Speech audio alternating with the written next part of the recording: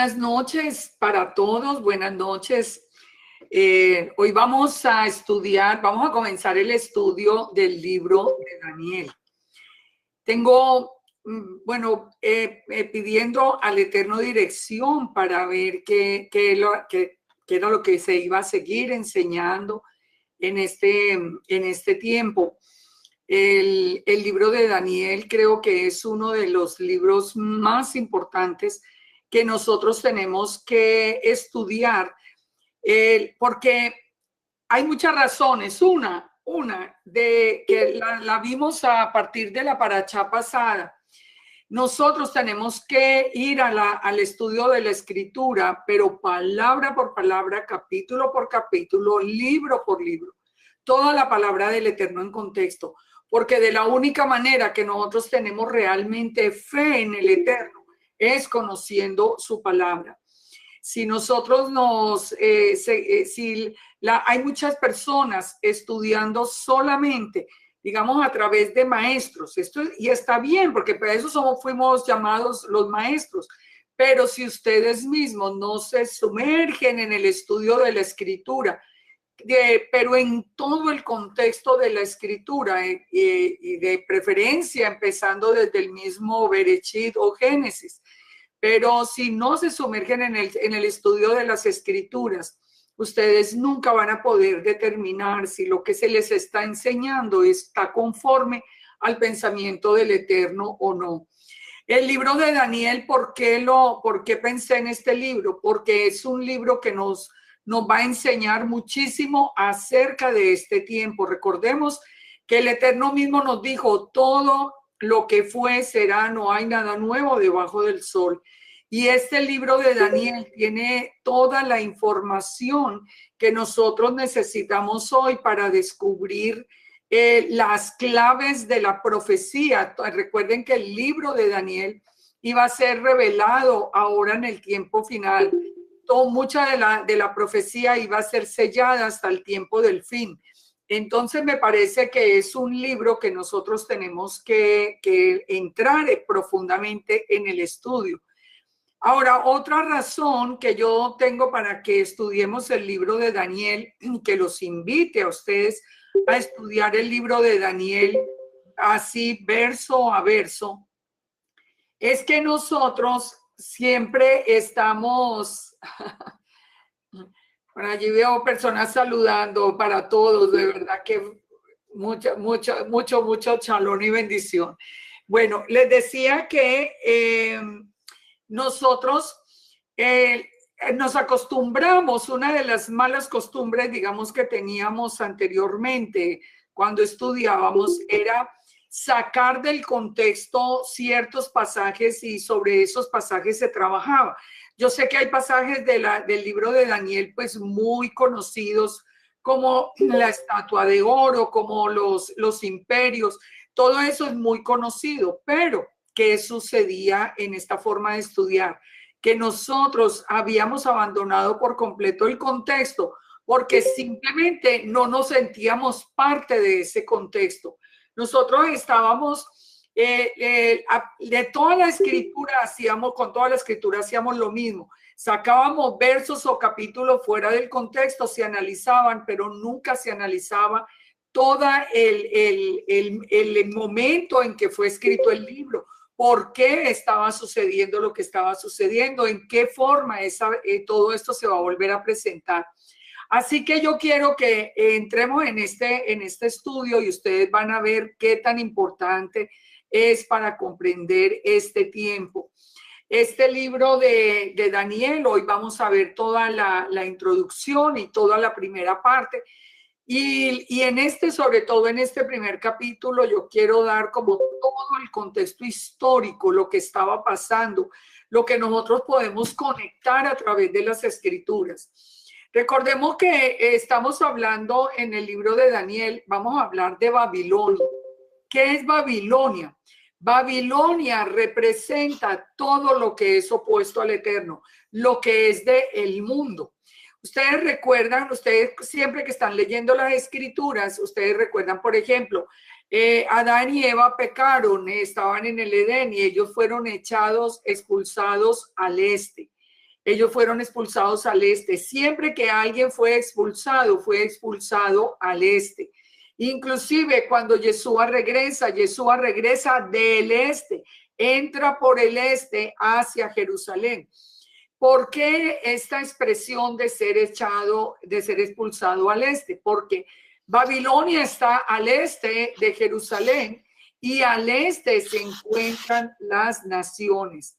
Así que nosotros vamos a ver a Babilonia en el contexto del tiempo de Daniel, pero vamos a aprender a ver a Babilonia en el contexto mundial, porque recordemos que al final la Babilonia va a ser destruida. O sea, viene toda una destrucción. Vamos a ir entendiendo en la medida en que pasamos el libro, vamos a ir entendiendo cuál es la Babilonia hoy, qué es lo que sucede en Babilonia. O sea, cómo es que nosotros tenemos que, qué es lo que nosotros tenemos que hacer para permanecer en la voluntad del Eterno. Babilonia comenzó como Babel. Desde Nimrod comenzó Babilonia. Y Babilonia, el Babel, ¿qué significaba? Confusión, confusión. El problema con Babilonia es precisamente el tema de la confusión. Porque si una cosa es 100% mala o negativa, pues eso no es fácil decirle que no. Es decir, es fácil decidir entre seguir al Eterno o meterse de lleno en Babilonia.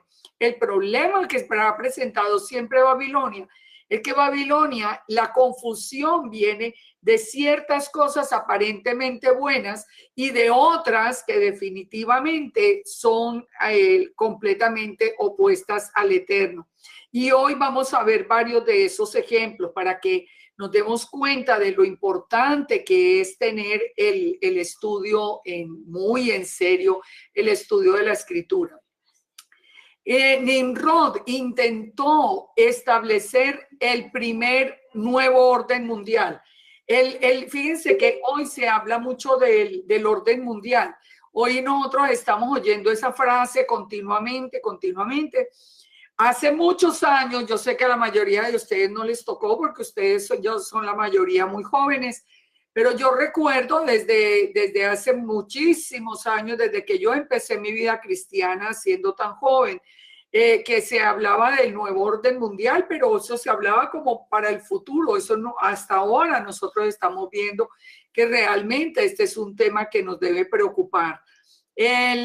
Entonces, ¿qué representa Babilonia? Ese nuevo orden mundial establecido que lo quiso establecer Nimrod desde el principio y es absolutamente opuesto a Jerusalén, que es la ciudad del rey, que representa la presencia del Eterno, la voluntad del Eterno. O sea, Jerusalén es lo opuesto. Así hoy la veamos, como dice la Escritura, hollada por los gentiles. Hoy vemos nosotros, si vamos a Jerusalén, encontramos cantidades de cosas babilónicas dentro de Jerusalén y lo vamos a estudiar.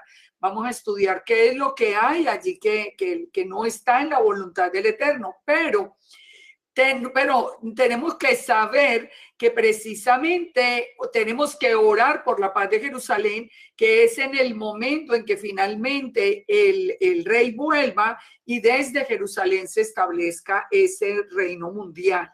Ese reino con vara de hierro, pero es un reino de justicia y de paz para el mundo, completamente opuesto al que está proponiendo Babilonia. Babilonia, el pueblo de Israel siempre tuvo una advertencia.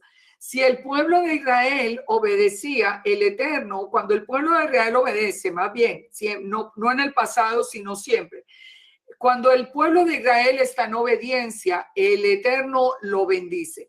Pero cuando el pueblo de Israel está en desobediencia, todos esos reinos enemigos prevalecen sobre Israel. Israel tiene en su mano, y nosotros hoy como parte de Israel, nosotros tenemos en nuestra mano la capacidad de decidir a quién seguimos, a quién servimos y hacia dónde estamos concentrando y dirigiendo nuestra vida.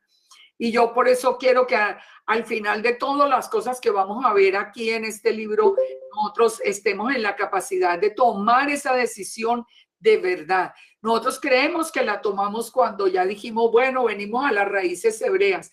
Mentira, las raíces hebreas están llenas de Babilonia, llenas, llenas, y lo vamos a ver con pruebas, cómo está lleno de Babilonia y cómo muchas personas están yendo a Babilonia, abandonando al Eterno de nuevo. Babilonia había caído como imperio 5 siglos antes de Yeshua. Dice, pero la herencia y la influencia se apreciaban a través de Roma. Y esto que nosotros lo vamos a entender, claro, mucho más fácil cuando vemos los evangelios, lo vamos a estudiar desde aquí, desde el libro de Daniel, para que podamos entender con mayor claridad también el pacto renovado. Babilonia solo será vencida al final. Babilonia, esa lucha entre Babilonia y Jerusalén, digamos, va a ser una lucha permanente. Ahora, entonces, es nuestra decisión elegir de parte de quién estamos. Miremos a Daniel. Daniel fue llevado a Babilonia en la primera invasión a Judá en el año 606. Daniel todavía vivía cuando los medos y los persas conquistaron Babilonia con Ciro en el 539. 2 años más tarde, después de la conquista de Ciro, él recibe la revelación del Eterno que viene en el capítulo 10 de Daniel. O sea, él sobrevivió a todo ese cautiverio. Él fue contemporáneo. Daniel es contemporáneo de Jeremías, aunque era mucho más joven, ahorita lo vamos a ver en la escritura, aunque era mucho más joven que Jeremías, y contemporáneo de Ezequiel, quien lo menciona en la profecía. Entonces, fíjense, vamos a entender primero que todo, ¿por qué fue cautivo Judá a Babilonia? Esto es muy importante de entenderlo, porque ahí es donde nosotros podemos determinar cuál pecado se está cometiendo hoy que nos puede conducir por el mismo error. Como dije al principio, el Eterno mismo nos dijo que todo lo que fue será y que no hay nada nuevo debajo del sol. Si ustedes se leen toda la historia del rey Ezequías, y a los que no hayan visto de pronto el estudio en mi muro de YouTube sobre el rey Ezequías, los invito a que lo vean porque es bien interesante. Además, porque es muy interesante el paralelo entre el rey Ezequías y Yeshua. Entonces, aquí no puedo entrar en ese tema para no desviarme, pero si ustedes pueden ver ese video en el canal de YouTube, en mi canal, ustedes van a tener una información bien interesante para comparar esas dos épocas. Fíjese, la época de Ezequías es muy similar a esta época de Yeshua. De ahí la importancia de estudiar el libro de Daniel, porque el Eterno le dio a Ezequías, le dio a Judá, perdón, a través de Ezequías una oportunidad para no ser llevada en cautiverio.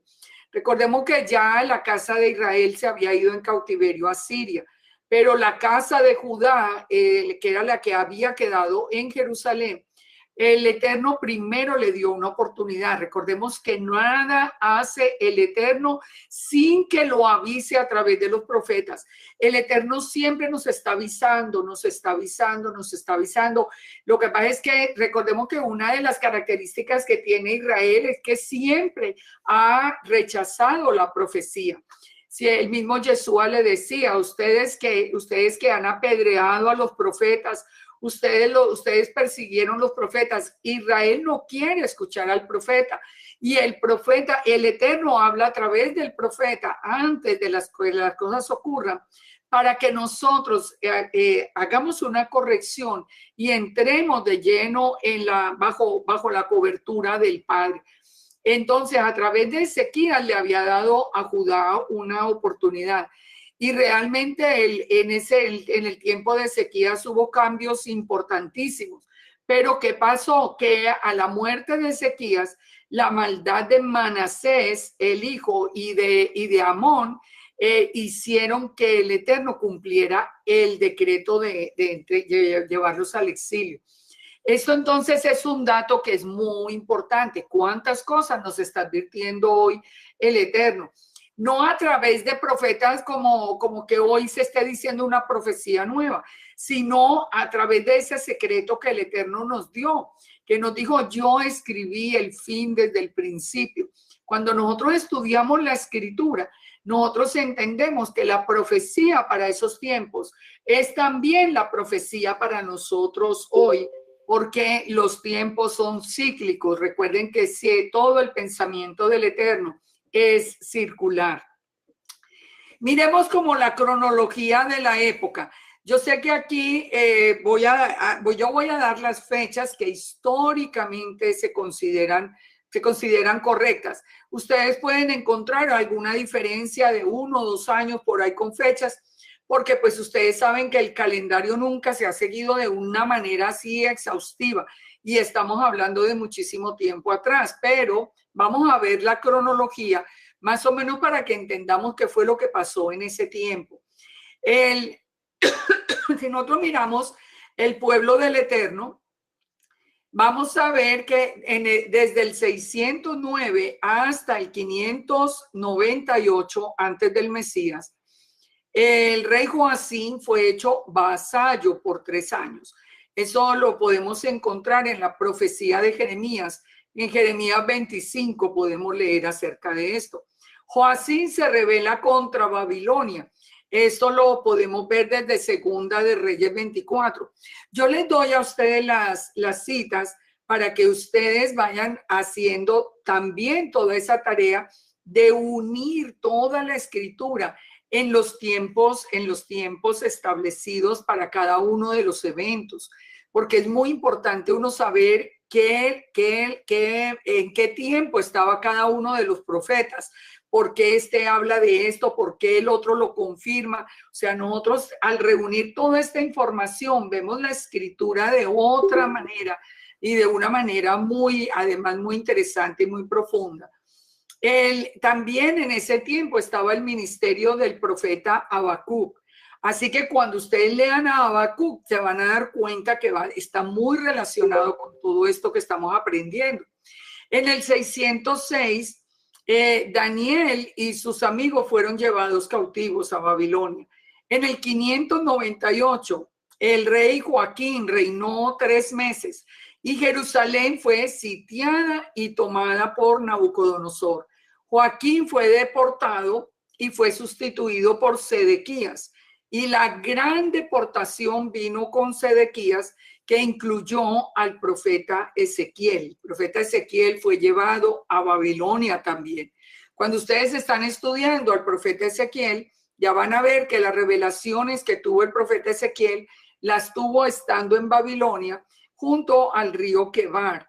Así que todo eso está entrelazado. En el 598 al 587, el rey Sedequías reinó sobre lo poco que quedaba en Judá. Recordemos que Nabucodonosor ordenó que se llevaran la principal gente de los más estudiados, los más ricos, los más eruditos, eran los que se habían llevado. Había quedado solamente parte muy, muy pobre del pueblo de Israel. Jeremías quedó en Jerusalén enfrentando todo el problema que había, especialmente con falsos profetas. Ya sabemos que después el profeta Jeremías va a Egipto. Ahora, ¿por qué va a Egipto? Fíjense en lo que pasa con los imperios gentiles. 604 al 562 es cuando Nabucodonosor edificó a Babilonia y derrotó a Necao, faraón de Egipto. Aquí había un conflicto también al mismo tiempo que estaba sucediendo esto con Israel. Al mismo tiempo había un conflicto entre Babilonia y Egipto. Por eso es que después el profeta Jeremías más bien es llevado a Egipto y no a Babilonia, pero bajo todo bajo el mismo control porque Egipto había caído también frente al poder de Nabucodonosor. Babilonia entonces en este tiempo iba en ascenso. En este tiempo aparece también Buda en la India, que nosotros pocas veces conectamos como con esas cosas que hoy sabemos. Hoy nosotros sabemos de toda la existencia de Buda, de toda la religión budista, de todas estas imágenes y cosas en la India, y de pronto jamás no sé si ustedes lo habían relacionado, pero es interesante saber que este es el tiempo en que surge el culto a Buda en la India. El profeta Ezequiel en Babilonia predijo la caída final de Jerusalén. Todo eso lo podemos ver en el libro de Ezequiel. Siguiendo por el orden del pueblo del Eterno, en el 587 fue que se conquistó ya la ciudad de Jerusalén y se capturó al rey Sedequías. Vino la destrucción entonces del templo y de Jerusalén y la segunda gran deportación de los judíos. En el 538 ya Zorobabel y otros judíos regresan a Jerusalén. Termina el cautiverio. Una de las cosas bien interesantes es que Daniel nunca regresó a Jerusalén. Los que regresaron con Zorobabel y con Esdras fue tan solo un remanente. La gran mayoría del pueblo judío se quedó viviendo en Babilonia, es decir, que fueron llevados cautivos y digamos que se acomodaron a vivir en Babilonia, en medio del lujo de Babilonia, y nunca quisieron regresar a Jerusalén. Solamente un pequeño remanente regresó con Nehemías y con Esdras. Esto es también muy profético si nosotros lo comparamos con el tiempo final, porque en el tiempo final, recordemos que aunque Israel sea como la arena del mar, tan solo un remanente será salvo, un remanente irá a la tierra prometida. O sea, fíjense y verá que hay una similitud. Nosotros pudiéramos pensar, por la lógica, pudiéramos pensar que el pueblo que toda la casa de Judá, al ser llevada cautiva a Jerusalén y que se sentaban y lloraban alrededor del río, acordándose de Sión, pero rapidito, como no fue un pueblo oprimido en Babilonia, rapidito se acomodaron a Babilonia y en Babilonia se quedaron. El hecho de que se hubiera quedado tanta gente en Babilonia es lo que ocasiona que en el día de hoy, en el presente, el judaísmo como religión, ya el judaísmo como está establecido en este momento, que está establecido más como religión que como un pueblo, esté tan lleno de contaminación de Babilonia, porque los que se habían quedado en Babilonia ya estaban tan comprometidos con el sistema que vamos a ver a través de la causa de la destrucción del templo, cómo se conservan inclusive hasta hoy, por ejemplo, esa referencia a Tamuz en este mes que va a comenzar ahora el 4 de julio. Este 4 de julio tenemos luna nueva y comienza el mes que ha llamado, la casa de Judá lo ha llamado el mes de Tamuz.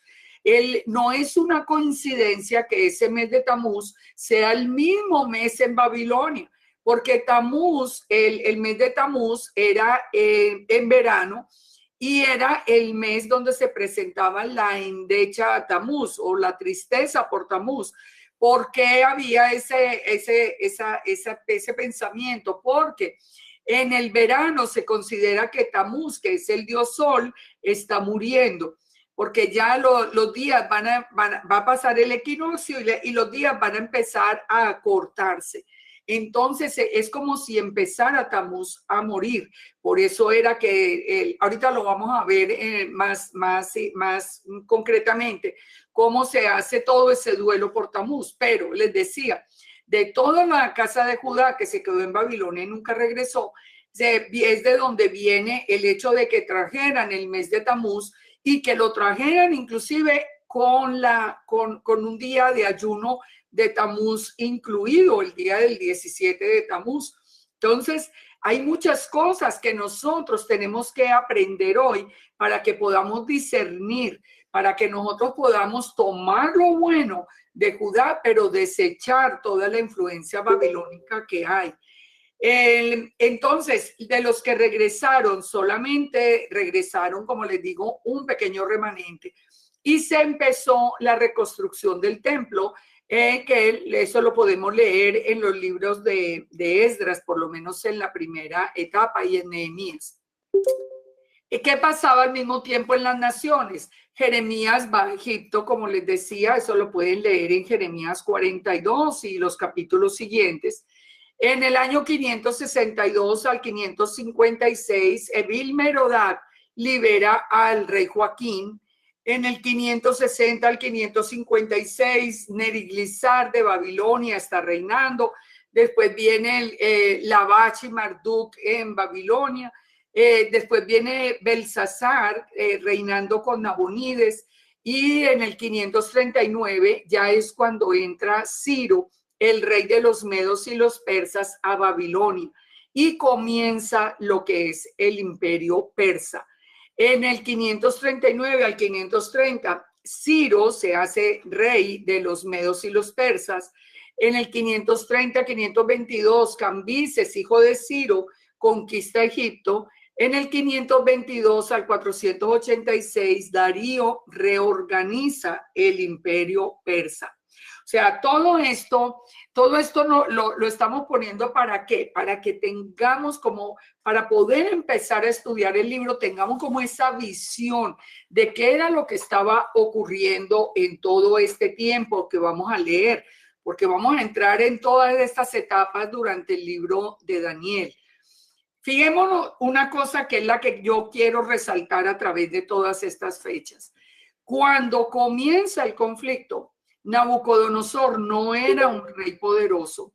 Y aquí nos encontramos una de las primeras lecciones, y yo quisiera que fuera la lección más importante de esta noche.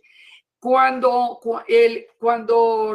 empezó todo el problema del cautiverio, Nabucodonosor no era ningún rey. El que tenía, el que estaba, digamos, al frente de todo era el Eterno. Vamos a verlo en Jeremías 27. Vamos a leerlo para que entendamos bien esto que les estoy diciendo. En el principio del reinado de Joacim, dice Jeremías 27, hijo de Josías, rey de Judá, vino esta palabra de Yahweh a Jeremías diciendo: el Eterno me ha dicho así: hazte coyuntas y yugos y ponlos sobre tu cuello, y los enviarás al rey de Edom, al rey de Moab, al rey de los hijos de Amón, y al rey de Tiro, y al rey de Sidón, por mano de los mensajeros que vienen a Jerusalén, a Sedequías, rey de Judá. Y les mandarás que digan a sus señores: así ha dicho Yahweh de los ejércitos, Dios de Israel, así habéis de decir a vuestros señores. Miremos hasta aquí, antes de entrar en la razón que les va a mandar el Eterno a todos estos reyes paganos. Uno dice, ¿pero por qué? O sea, que el Eterno le hable a Israel está bien, pero el Eterno le está mandando todas esas razones a todos esos reyes paganos. ¿Saben por qué? Porque nosotros tenemos que reconocer y volver a poner en su trono al Eterno. Cuando nosotros sabemos que el único que tiene todo el control en los cielos y en la tierra, todo el poder en los cielos y en la tierra, es el todopoderoso Elohim de Israel. No importa si los reyes son enemigos, si ellos se están prevaleciendo en algo, es porque el Eterno lo permite.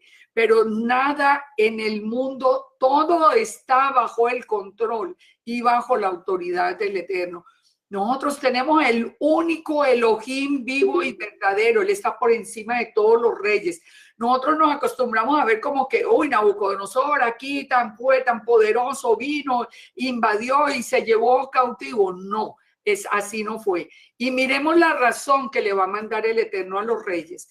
Les dice: yo hice la tierra el hombre y las bestias que están sobre la faz de la tierra, con mi gran poder, con mi brazo extendido, y la di a quien yo quise. El Eterno fue el que repartió la tierra como Él quiso. Él fue el que la hizo, Él es el creador. Dice, y ahora yo he puesto estas tierras en manos de Nabucodonosor, rey de Babilonia, mi siervo. Pongan atención que esas palabras son muy interesantes. El Eterno dice que Nabucodonosor era su siervo. Y aún las bestias del campo le he dado para que le sirvan. Es decir, Nabucodonosor era simplemente el rey de Babilonia, punto. Pero es el Eterno el que lo va a engrandecer ahora, es el que le va a dar toda esa autoridad y todo ese poder para que él venga contra Jerusalén por la desobediencia de Israel. Nosotros estamos aprendiendo y es muy frecuente, yo sé que ustedes lo han escuchado, que siempre se dice, no, Israel fue cautivo a Babilonia porque no guardaron el Shabbat de la tierra, porque no se guardaron los años de Shemitah. Y eso fue verdad, pero esa no fue la única razón. La razón, y vamos a verlo, vamos a entender por qué ese pueblo fue llevado cautivo a Babilonia, por qué el Eterno le está entregando sus hijos al enemigo y está fortaleciendo al enemigo, lo está fortaleciendo para que venga contra su propio pueblo, porque quiere darle esa lección. Entonces él les manda decir a todos esos reyes, yo soy el creador, yo soy el que he hecho todo con mi gran poder. Ahora voy a engrandecer a Nabucodonosor porque lo llama su siervo. ¿Creía en él? Claro que no, pero de todas maneras le tiene que obedecer como le tienen que obedecer los cielos y la tierra al Todopoderoso. Y dice, y todas las naciones le servirán a él. Fíjese cómo fue el Eterno el que lo engrandeció. Las naciones le servirán a él, a su hijo y al hijo de su hijo, hasta que venga también el tiempo de su misma tierra y la reduzcan a servidumbre muchas naciones y grandes reyes. ¿Se dan cuenta de lo que acabamos de leer? ¿Se dan cuenta por qué les hice ese resumen de las fechas? Porque el Eterno dijo, yo voy a engrandecer a Nabucodonosor para que venga, pero después lo voy a entregar a los otros reyes, que ha sido de los de Media y Persia. Los entregó. Nosotros sabemos por la historia y sabemos por el mismo libro de Daniel que esta palabra de Jeremías fue cumplida con absoluta exactitud.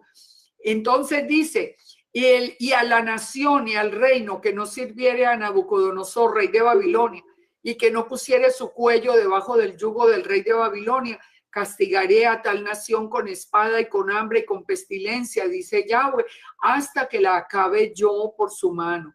Y vosotros no prestéis oído a vuestros profetas, ni a vuestros adivinos, ni a vuestros soñadores, ni a vuestros agoreros, ni a vuestros encantadores, que os están diciendo, no os serviréis al rey de Babilonia, porque ellos os profetizan mentira, para haceros alejar de vuestra tierra, para que yo os arroje y perezcáis. Pongan atención, pongan atención.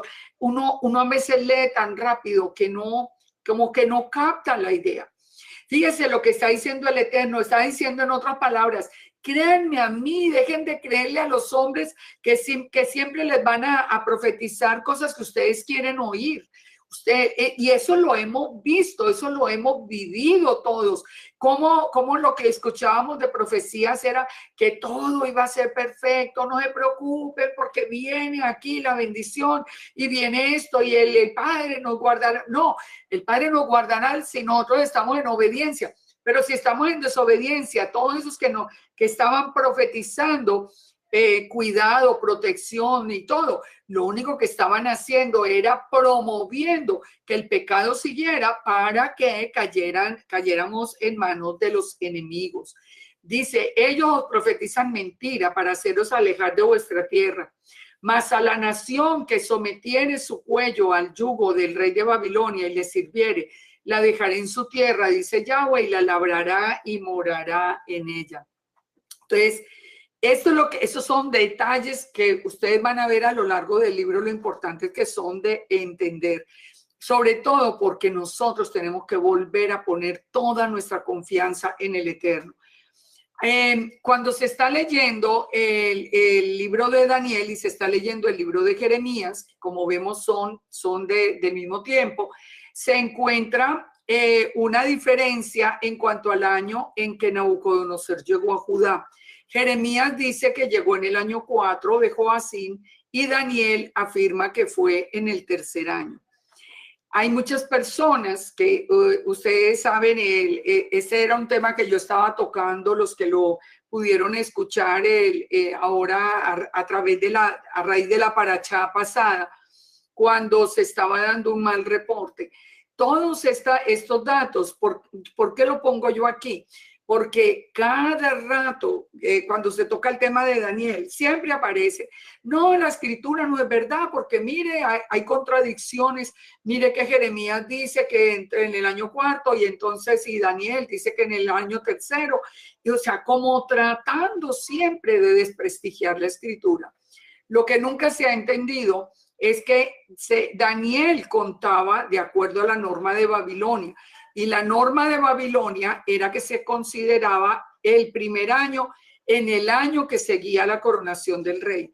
Entre los dos conteos había un año. Entonces, el año tercero de Babilonia era el año cuarto de Israel, porque en Israel se contaba el tiempo del rey desde el mismo momento en que el rey era coronado.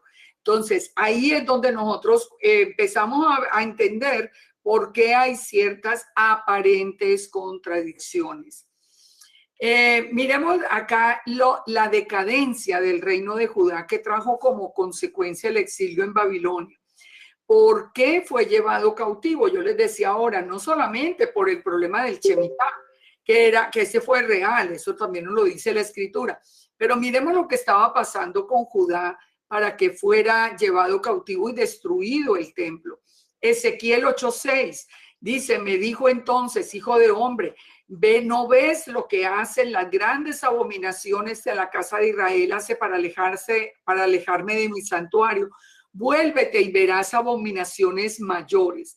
Entonces lo llevó a la entrada del atrio. Lo trae al templo. O sea, en la casa de Israel ya había hecho todas las abominaciones, había sido desterrada. Pero ahora viene el Eterno y le dice al profeta Ezequiel, cava en la pared del templo y yo te voy a mostrar las cosas que hay dentro del templo. Miren lo que había en este tiempo. Dijo, entra y ve las malvadas abominaciones que hacen allí. Entré y miré, y he aquí toda forma de reptiles, bestias abominables, todos los ídolos de la casa de Israel, todos estaban pintados dentro del templo. El templo de Jerusalén estaba, pero lejos de ser un lugar de santidad. Estaba bien lejos de ser un lugar de santidad. Estaba lleno de ídolos, estaba lleno de figuras abominables en las paredes. Dice, delante de ellos estaban 70 varones de los ancianos de la casa de Israel y Jaazanías, hijo de Safán, en medio de ellos, cada uno con su incensario en su mano, y subía una nube espesa de incienso. Pero ¿a quién le estaban ofreciendo el incienso? Dijo, miren lo que hacen los ancianos en tinieblas, cada uno en sus cámaras pintadas de imágenes. Ellos dicen, no nos ve Yahweh, Yahweh no ha abandonado la tierra. Y me dijo después, vuélvete aún, verás abominaciones mayores que hacen estos. Y me llevó a la entrada de la puerta de la casa del Eterno que está al norte. Y las mujeres estaban allí sentadas, endechando a Tamuz. Endechando, que es haciendo duelo por Tamuz, haciendo ayuno por Tamuz. Y luego me dijo, ve lo que hacen, vuélvete y ve y mira abominaciones mayores. Me llevó adentro del templo y he aquí que a la entrada del templo, entre la entrada y el altar, 25 varones daban sus espaldas vueltas al templo de Yahweh y con sus rostros hacia el oriente estaban adorando al sol, postrándose hacia el oriente. Y me dijo, ¿no has visto, hijo de hombre? Es cosa liviana para la casa de Judá hacer las abominaciones que se hacen aquí. después de que han llenado de maldad la tierra, se volvieron a mí para irritarme. He aquí que aplican el ramo a sus narices, pues también procederé con furor. No perdonará mi ojo, ni tendré misericordia. Y gritarán a mis oídos con gran voz, y no los oiré. Fíjense todo lo que estaba pasando en ese momento. Todo lo que estaba pasando en ese momento en Judá, en Israel, en el templo. O sea, todas las abominaciones que se estaban haciendo, la adoración al sol, la adoración a Tamuz, la adoración de todas las figuras abominables. Por todo esto es que el Eterno hace lo que acabamos de leer. Engrandece a Nabucodonosor para que venga sobre su pueblo y lo lleve cautivo. Ahora, fíjense esto que es muy interesante también en el profeta Ezequiel. En Segunda de Reyes 24-25, primero nos relata el momento en que cautivos de Israel fueron llevados a Babilonia. Y en esa cita, en el Segunda de Reyes, ustedes van a encontrar que Daniel era un niño todavía cuando fue a Babilonia. Dice en la concordancia hebrea, nos dice que era un yelamín, un niño, pero era como un adolescente, no tan niño. La palabra todavía se aplica a un adolescente joven. ¿Qué es lo que significa la palabra Daniel? Significa Elohim es mi juez.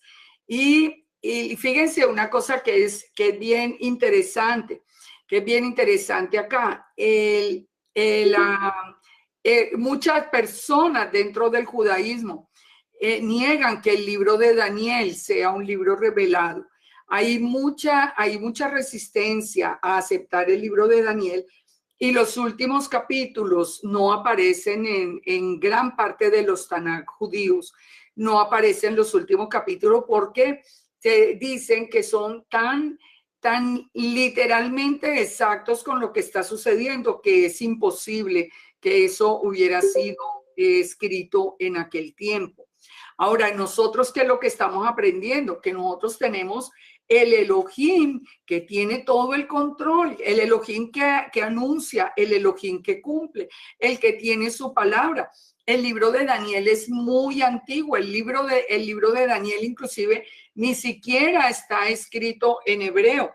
El libro de Daniel es un libro que se ha cumplido con una precisión, pero milimétrica, y eso es lo que ha ocasionado que se rechace, y especialmente los últimos capítulos.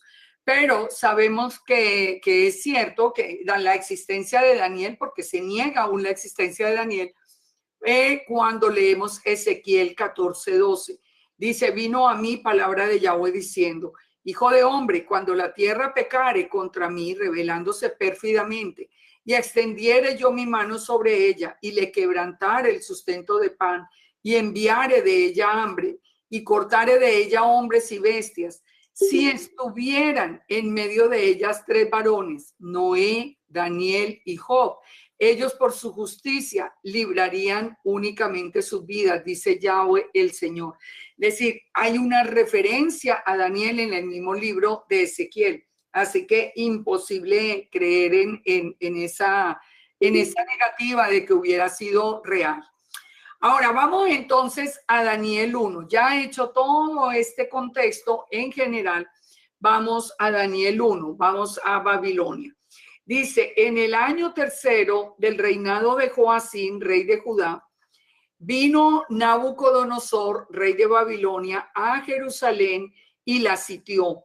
Y el Señor, el Eterno, entregó en sus manos a Joacín, rey de Judá. Si se dan cuenta, el Señor, el Eterno, fue el que entregó en sus manos a Joacín, rey de Judá, y parte de los utensilios de la casa del Eterno. Todo lo que había de los tesoros del templo. Y los trajo a tierra de Sinar, a la casa de su Dios, y colocó los utensilios en la casa del tesoro de su Dios. Hago un paréntesis bien pequeño, pero para que vamos saliendo de muchas cosas. Si ustedes leen este texto en la concordancia hebrea, ustedes se van a dar cuenta que está diciendo que los utensilios de la casa de Elohim y los trajo a Sinar a la casa de su Elohim, es decir, del Elohim de Nabucodonosor. Tanto Elohim es la misma palabra porque significa simplemente Dios, para Babilonia o para el Dios de Israel o para cualquier Dios, o aun si el dinero es un Dios, el dinero es un Elohim.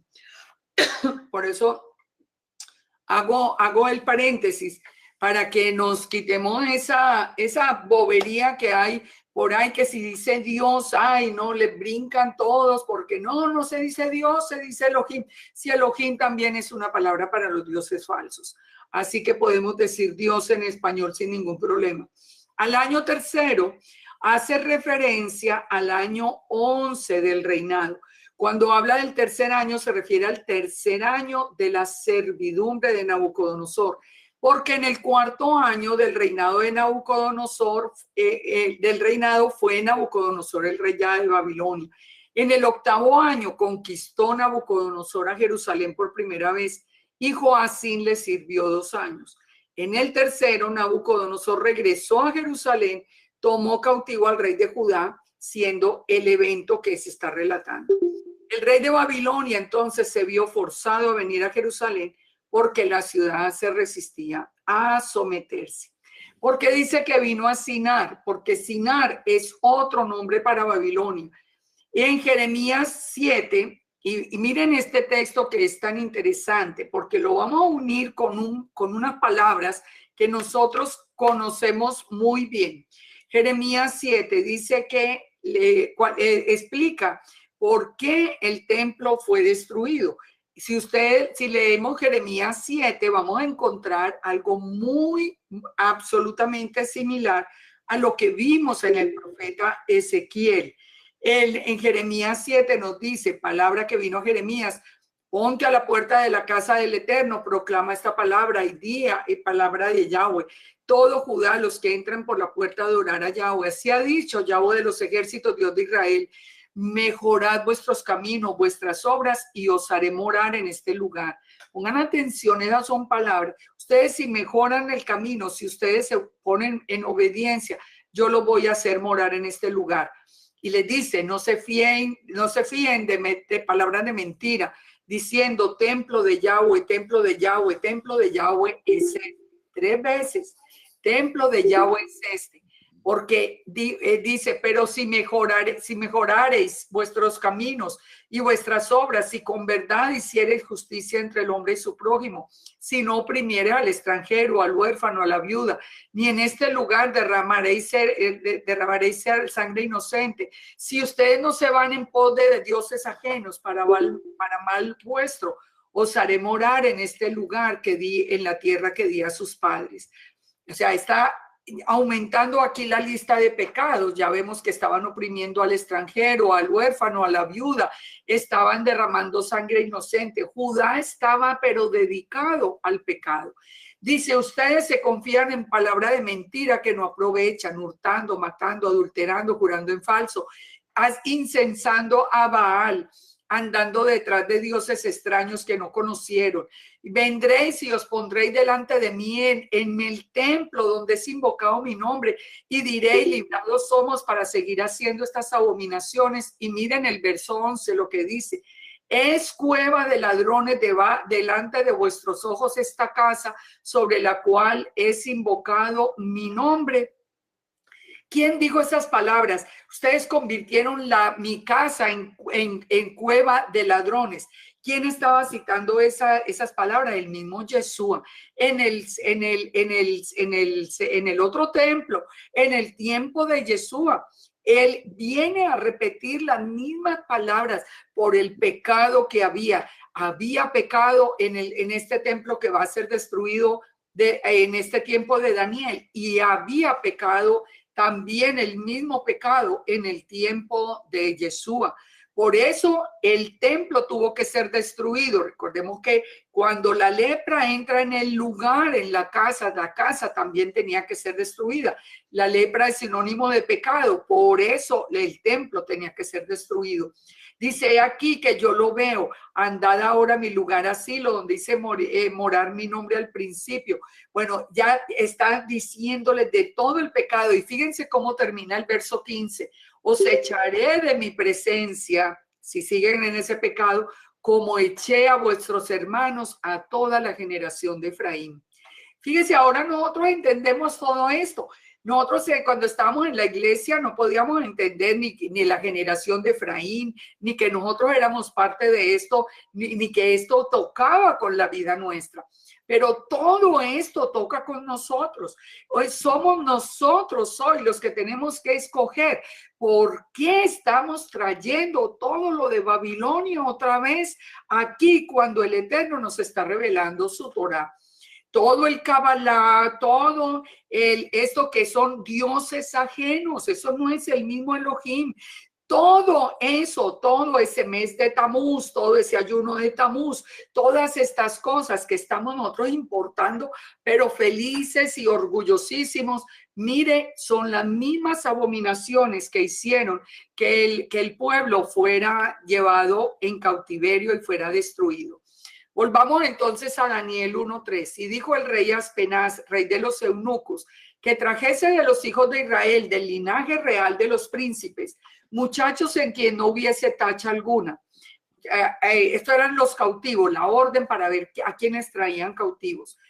Que trajeran muchachos que no tuviesen tacha alguna, de buen parecer, enseñados en toda sabiduría, sabios en ciencia y de buen entendimiento, e idóneos para estar en el palacio del rey, y que les enseñase las letras y la lengua de los caldeos.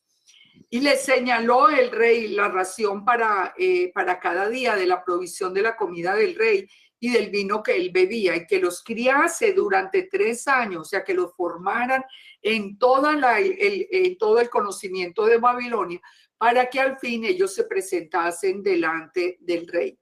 Fíjense acá, algo que nosotros vamos a ver muy, muy, muy interesante desde el principio, que es una constante en el pensamiento del Eterno. Él los trae cautivos, pero siempre el Eterno va a poner a sus hijos por cabeza y no por cola, aunque estén en cautiverio. Nosotros siempre vamos a ver lo mismo. ¿Qué pasó, por ejemplo, con Moisés? Moisés era del pueblo que era esclavo. Sin embargo, el Eterno hace que Moisés se críe en la casa misma de Faraón, que aprenda todo el conocimiento egipcio. Y él lo pone allí al lado de Faraón. ¿Qué hizo después, por ejemplo, con José? Lo mismo, José fue vendido por sus hermanos, pero el Eterno hace que José sea el segundo después de Faraón. O sea, nosotros estamos viendo una constante. Ahora trae a Daniel a Ananías, a Misael y a Azarías. ¿Y dónde los sitúa? Él los sitúa exactamente al lado del rey. Ahí nosotros podemos ver la misericordia del Eterno. La justicia cuando él trae la consecuencia del pecado. Ellos estaban pecando, todo el pueblo, y los lleva en cautiverio, pero la protección y la misericordia de él con su pueblo, cuando de todas maneras los pone en una situación de privilegio en el país. Miremos acá. Muy interesante. A Daniel también le ponen, y a todos ellos les pusieron un nombre babilónico, como a José le pusieron un nombre egipcio, como a Yeshua le pusieron un nombre griego, el de Jesús. O sea, no es algo que, como se dice también hoy, que no, Jesús, un nombre pagano. No, es la misma constante del pensamiento del Eterno. Él a Moisés es un nombre egipcio, Moisés no es ningún nombre hebreo, es un nombre egipcio. y que significa en egipcio, sacado de las aguas. Moshe es un nombre egipcio. Entonces, él después se revela a sus hermanos. José también recibe su Samná Panea, pero después se revela a los hermanos. Yeshua recibe el nombre de Jesús y después se revela bajo ya su nombre hebreo de Yeshua. Así que vamos encontrando todas esas conexiones en el Eterno que son muy interesantes. A ellos el jefe de los eunucos le puso nombre. A Daniel lo llamó Belsasar, a Ananías Sadrach, a Misael Mesac y a Azarías Abednego. Daniel propuso en su corazón no contaminarse con la porción de la comida del rey, ni con el vino que él bebía. Pidió, por lo tanto, al jefe de los eunucos que no lo obligara a contaminarse. A ver, pero ¿por qué se iba a contaminar con la comida del rey? ¿Qué era lo que tenía la comida del rey? Fíjense que encontramos algo que es muy interesante en Daniel 4:8, y es que el nombre de Belsasar que le puso el jefe de los eunucos a Daniel era el nombre de uno de los dioses babilónicos. O sea, él dice Daniel 4:8, hasta que entró delante de mí Daniel, cuyo nombre es Belsasar, como el nombre de mi Dios, dice Nabucodonosor. Así que le pusieron el nombre del Dios babilónico. ¿Qué era lo que se suponía con todo esto? Que la comida del rey, el problema no era lo que estaba comiendo, el problema era que era comida ofrecida a los dioses. Por eso dice, y entonces como Daniel pensó inmediatamente, no me quiero contaminar, él quería seguir en obediencia al Eterno, dice, puso el Eterno a Daniel en gracia y en buena voluntad con el jefe de los eunucos. Y dijo el jefe de los eunucos a Daniel, temo a mi señor, a mi señor el rey, que señaló vuestra comida y vuestra bebida, pues luego que él vea los rostros más pálidos que los de los muchachos, de los otros muchachos que son semejantes a vosotros, condenaréis para con el rey mi cabeza. Entonces dijo Daniel a Melzar, que estaba puesto por jefe de los eunucos sobre Daniel, Ananías, Misael y Azarías, te ruego que hagas la prueba con tus siervos por 10 días y nos den legumbres a comer y agua para beber. Lo que no se querían entonces era contaminar con alimentos consagrados a los dioses. No porque tuvieran que ser vegetarianos, no es de ninguna manera, porque más adelante encontramos a Daniel que no era vegetariano, sino la comida que era ofrecida a los dioses. Compara luego los rostros de los muchachos que comen de la ración de la comida del rey y haz después con tus siervos según veas. Consintió y probó con ellos 10 días. Al cabo de 10 días dice que el rostro era mejor y más robusto que el de los muchachos que comían la comida del rey.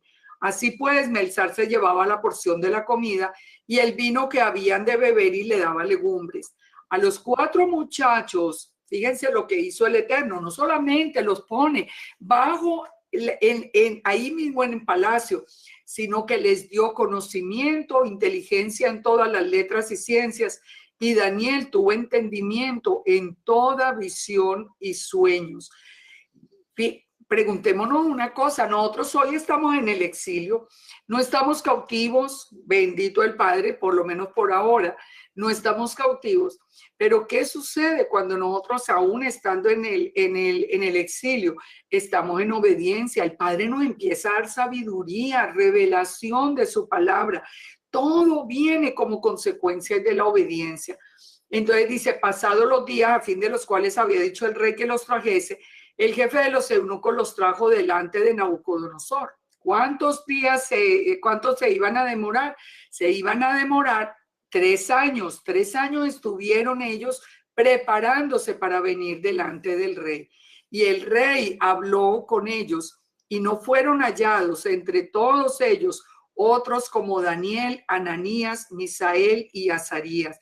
Y así pues estuvieron delante del rey. En todo asunto de sabiduría e inteligencia que el rey les consultó, los halló 10 veces mejores que todos los magos y astrólogos que había en todo su reino. Y continuó Daniel hasta el año primero del rey Ciro. Daniel continuó allí en palacio hasta el final del reinado de Nabucodonosor y el año primero del rey Ciro. Termino con esto, solamente vamos a terminar hoy, vamos a dejar este primer capítulo porque ya vimos todo lo que nos tuvimos que ver de contexto, pero quiero terminar con esto de Ciro. Ciro de Persia ya vimos que el Eterno trae a Nabucodonosor por voluntad de él, lo engrandece todo, ya que lo que ya acabamos de ver. Ahora miren lo que va a pasar con Ciro. Ciro capturó Babilonia en 539. Recuerdan que a través de Jeremías el Eterno dijo, pero yo después lo voy a entregar en manos de otros reyes. En Isaías 44:24 dice, así dice Yahweh, tu Redentor, el que te formó desde el vientre. Yo, Yahweh, que lo hago todo, que extiendo solo los cielos, que extiendo la tierra por mí mismo. Ahí está otra vez hablándonos de su inmenso poder.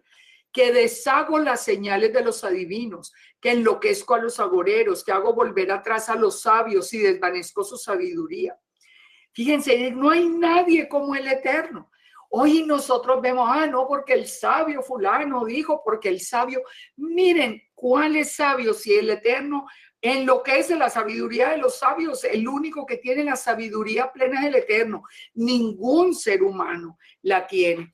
Dice, yo el que despierta la palabra de su siervo y cumple el consejo de sus mensajeros, que dice a Jerusalén, que cuando el Eterno dice, Jerusalén serás habitada y las ciudades de Judá reconstruidas serán, y las ruinas reedificaré, que dice a las profundidades, secaos y tus ríos haré secar, que dice de Ciro. Entonces aquí es donde vamos a nombrar a Ciro de Persia. Había sido anunciado desde el profeta Isaías, cuando dijo, yo voy a traer a Ciro, dijo, es mi pastor y cumplirá todo lo que yo quiero.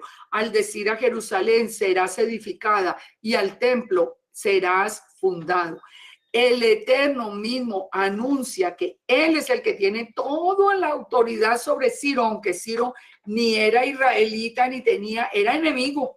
Pero el Eterno dijo, a través de Ciro es que va a volver a ser reedificada Jerusalén y reedificado el templo. En Isaías 45 dice, así dice Yahweh a su ungido, a Ciro, al cual tomé por su mano derecha para sujetar naciones delante de él y desatar lomos de reyes. ¿Desatar cuáles lomos de reyes? Desatar todo el poder que le había dado a Nabucodonosor para abrir delante de él puertas y las puertas no se cerrarán. Yo iré delante de él. Imagínense esto. El Eterno dice, yo voy delante de Ciro. Enderezaré los lugares torcidos, quebrantaré las puertas de bronce, los cerrojos de hierro haré pedazos, y te daré los tesoros escondidos y los secretos muy guardados, para que sepas que yo soy Yahweh, el Dios de Israel, que te pongo nombre. Por amor de mi siervo Jacob y de Israel mi escogido, te llamé por tu nombre y te puse sobrenombre, aunque no me conociste. Ciro ni tenía idea de la existencia del Dios de Israel, pero él ya lo había llamado, él ya le había dado la tarea que tenía que hacer y le había dado el poder para hacerla. Y vuelve y nos dice en el verso 5, yo, Yahweh, ninguno más hay, no hay Dios fuera de mí, yo te ceñiré aunque tú no me conociste, para que se sepa desde el nacimiento del sol y hasta donde se pone, que no hay más que yo, Yahweh, y ninguno más que yo. Solo el Eterno, que formo la luz, que creo las tinieblas, que hago la paz, que creo la adversidad. Yo, Yahweh, soy el que hago todo esto. Rociad cielos de arriba y las nubes destilen la justicia. Ábrase la tierra, produzcase la salvación y la justicia. Háganse brotar juntamente, porque yo, Yahweh, lo he creado. Así que yo espero que de todo este primer capítulo, que hayamos aprendido el contexto, pero que hayamos aprendido lo más importante. El único que tiene todo el poder, toda la sabiduría, todo el conocimiento, es el Todopoderoso. Nadie Nadie se puede atrever a salir a decir que la palabra de Yahweh no es así, que las cosas son de otra manera y que estamos llenos de esa contaminación. Recuerde, ¿por qué estamos viendo esto? Porque vamos a entrar en el estudio del tiempo presente y ustedes lo van a ver a través de los otros capítulos, cómo es de impresionante la profecía de Daniel. Pero yo quiero que nos enfoquemos no solamente en los imperios que ya hemos oído tantas veces, sino en lo más importante, envolver nuestra vida al Eterno, envolver nuestro corazón a Él, envolver nuestra confianza a Él, en dar un buen reporte de la palabra del Eterno, en estudiarla con atención, en estudiarla con tanta dedicación, porque es que solo allí está la sabiduría. Por favor, dejen de leer tanta cosa por fuera, que si los sabios dijeron, que si el Zohar, que si esto, que si... De ahí hay una cantidad de cosas babilónicas que las vamos a estudiar, se las voy a mostrar en los próximos lunes que vamos a continuar viendo este tema tan importante de Daniel. Quisiera entonces, vamos a dejar acá y yo quisiera que oráramos para terminar. Y me gustaría antes de terminar que nos pudiéramos, se me perdió aquí una cosa que quería ponerla. Bueno, ya se me fue esto y no tengo ya el tiempo de volverlo a sacar. No sé por qué lo cerré o se me cerró, pero vamos a orar y de verdad vamos a entregar el corazón en las manos del Eterno. Vamos a pedirle que Él ponga toda esa fe, esa emuná en nuestra vida para que nosotros le creamos a Él, lo sigamos a Él, le sirvamos a Él, para que no nos apartemos ni a derecha ni a izquierda. Así vamos a ser parte de todo ese remanente final que va a estar guardado bajo las alas del Todopoderoso. Porque recordemos, solo en Él está el poder y la autoridad.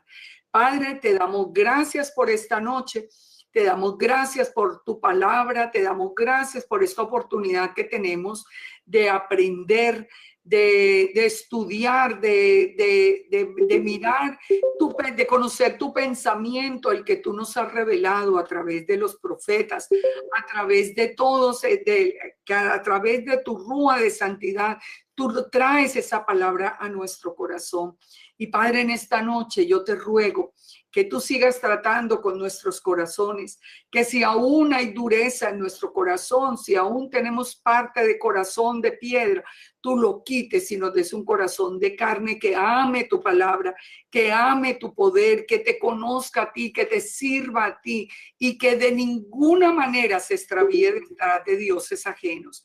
Yo te doy gracias por esta noche, te pido que nos guardes, que nos ayudes a ir estudiando todo este libro para que el próximo lunes que nos podamos reunir para seguir en el capítulo 2 ya tengamos revelación de tu parte. Padre, revélanos tu palabra, todos esos tesoros escondidos en este libro profético. Revélalo, enséñanos, pero sobre todo, danos un corazón dócil a tu palabra, corazón que ame tu palabra y un corazón que obedezca, que pueda reconocer que tú eres el Todopoderoso y que fuera de ti no hay nadie, que nosotros solamente somos tus siervos. Y en el nombre de Yeshua HaMashiach, te pedimos tu protección y tu bendición durante toda esta semana que ya comenzamos desde ayer. En todos estos días, que tu protección y tu bendición estén con nosotros, que tú nos guíes y no a Daniel y a sus amigos delante de estos reyes babilónicos. Padre, que también nosotros podamos tener tu gracia delante de los hombres, podamos tener tu gracia delante de ti mismo, que tú mismo te hagas resplandecer tu rostro sobre nuestras vidas, que tengas de nosotros misericordia y que nos llenes de paz. Te lo pedimos, Padre, en el nombre de Yeshua HaMashiach. Amén y amén.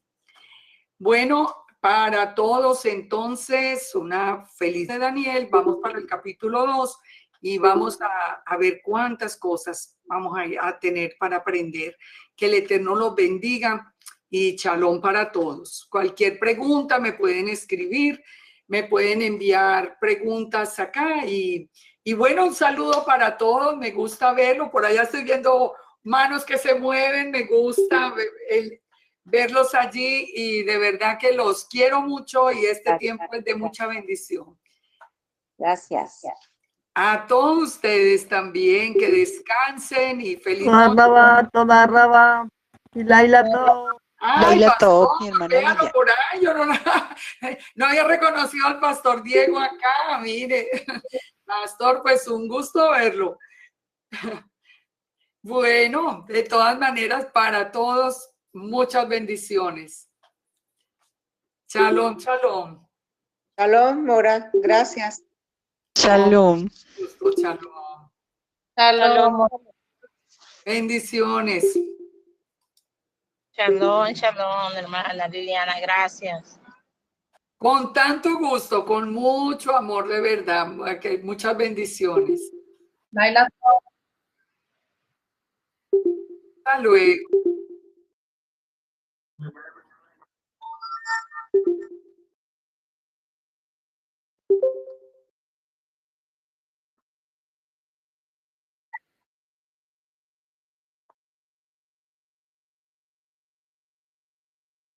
Laila, tú, hasta luego.